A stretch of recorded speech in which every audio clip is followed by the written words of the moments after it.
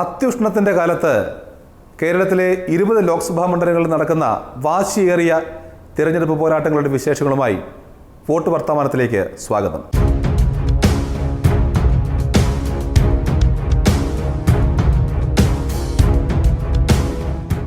ചൂടേറിയ ജില്ലയെന്നും ചുവപ്പിനോട് ആഭിമുഖ്യം പുലർത്തുന്ന ജില്ലയെന്നും പാലക്കാടിനെ വിശേഷിപ്പിക്കാം. അതുകൊണ്ട് തന്നെയാണ് MP രാജേഷിനെ വീണ്ടും അവിടെ പരീക്ഷിക്കാൻ CPM തീരുമാനിച്ചത്.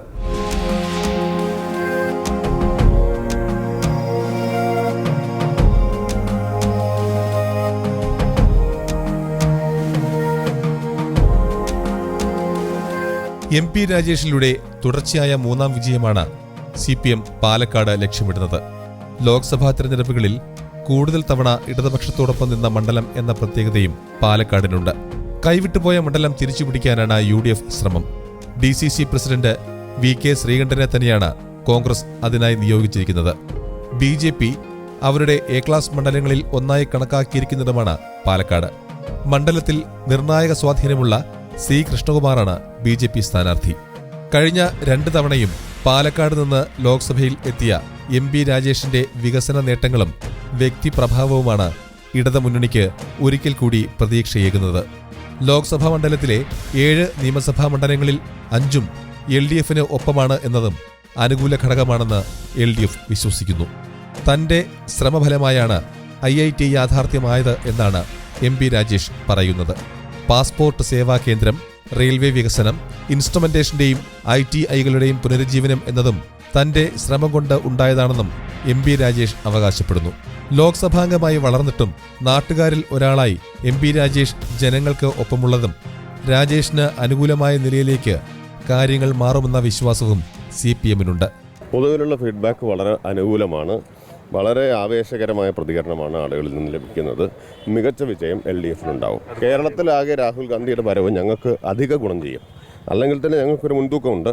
അതിനെ കുറെ കൂടി ശക്തിപ്പെടുത്തും. കാരണം BJPയെ നേരിടാൻ കഴിയാതെ ഒളിച്ചോടിയ ഒരു ആത്മവിശ്വാസമില്ലാത്ത നേതാവ് എന്ന പ്രതിച്ഛായ രാഹുൽ ഗാന്ധി സൃഷ്ടിച്ചു കഴിഞ്ഞു. അതുകൊണ്ട് BJPക്കെതിരായിട്ടുള്ള എല്ലാ ശക്തികളും ഇടതുപക്ഷത്തിനൊപ്പമായിരിക്കും അണിനിരക്കുക. സ്വന്തം സർക്കാരിൻ്റെ കേന്ദ്ര പദ്ധതി നടപ്പാക്കാൻ കഴിയാതെ ആളുകളെ വിഡ്ഢിയാക്കിയത് ഈ നഗരസഭ ഡെപ്യൂട്ടി ചെയർമാൻ അടക്കമുള്ള ആളുകളാണ്. ഞാനൊരു കാര്യം ചോദിച്ചു, ഇതുവരെ മറുപടി പറഞ്ഞില്ല. അമൃത് പദ്ധതിക്ക് കേന്ദ്ര പദ്ധതിയാണല്ലോ. അമൃത് പദ്ധതിക്ക് അനുവദിച്ച തുക പാലക്കാട്ട് എത്ര ചെലവഴിച്ചു? എന്താ മിണ്ടാത്തത്? കുറച്ച് ദിവസം കൂടി നോക്കും ഞാൻ. അവർ പറയുന്നില്ലെങ്കിൽ കണക്കെൻ്റെ കയ്യിലുണ്ട്. കൊള്ളരുതായ്മയുടെയും കെടുകാര്യസ്ഥതയുടെയും ഒരു കൂടായി ഈ നഗരസഭ മാറിയില്ലേ? കേന്ദ്ര പദ്ധതി അവർക്ക് നടപ്പാക്കാൻ കഴിയുന്നില്ല. ഞാൻ കേന്ദ്ര പദ്ധതി മാത്രമല്ല അല്ലാത്ത പദ്ധതികൾ കേന്ദ്ര പദ്ധതി നടപ്പാക്കുന്നുണ്ട്. അത് അദ്ദേഹം പറയുന്നുണ്ടെങ്കിൽ അതിൻ്റെ മിടുക്കാണ്. അത് അദ്ദേഹം അംഗീകരിക്കുന്നു എന്നുള്ളതാണ്. അതിനാണ് ഒരു MP. അല്ലാണ്ട് കേന്ദ്ര പദ്ധതി ഇവിടെ നടപ്പാക്കണ്ടെന്ന് പറയാനാണോ ഒരു MP ഇരിക്കുന്നത്? LDFന്റെ വിജയം ഇത്തവണ അത്ര എളുപ്പമാകില്ല എന്ന സന്ദേശം നൽകാനാണ് കോൺഗ്രസ് VK ശ്രീകണ്ഠനെ തന്നെ അവിടെ സ്ഥാനാർത്ഥിയായി തീരുമാനിച്ചത്.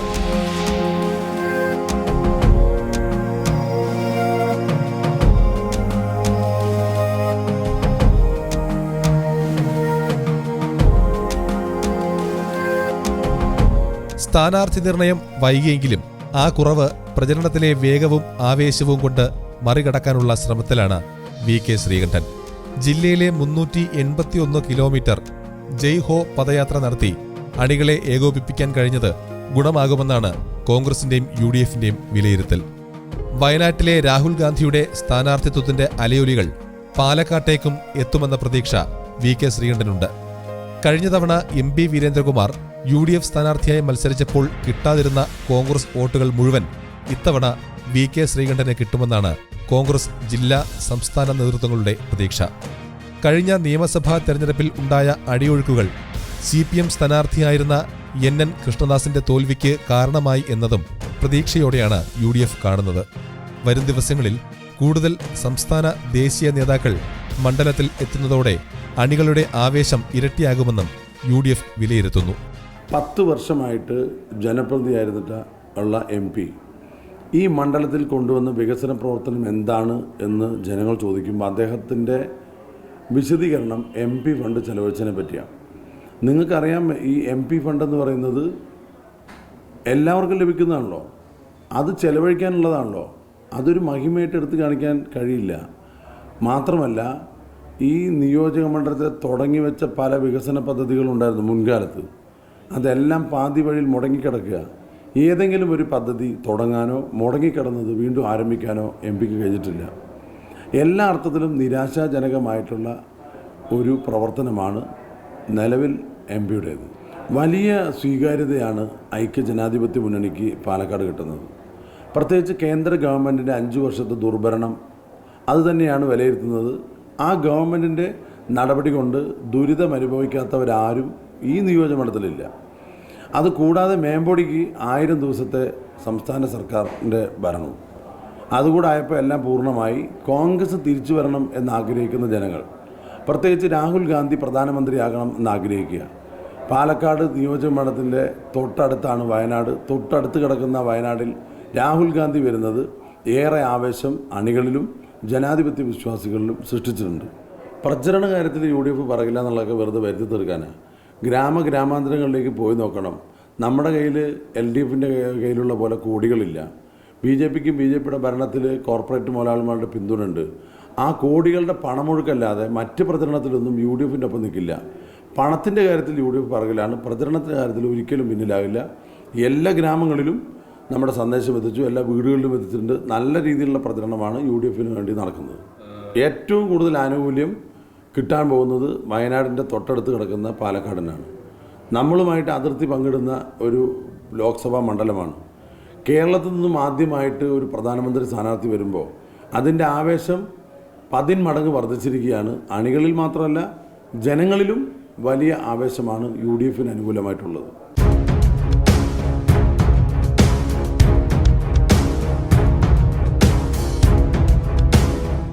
BJP അവരുടെ A ക്ലാസ് മണ്ഡലങ്ങളിൽ ഒന്നായി പ്രഖ്യാപിച്ചിരിക്കുന്ന പാലക്കാട്ട് വളരെ നിർണായക സ്വാധീനമുള്ള C കൃഷ്ണകുമാറിനെയാണ് BJP ഇത്തവണ സ്ഥാനാർത്ഥിയായി നിർത്തിയിരിക്കുന്നത്.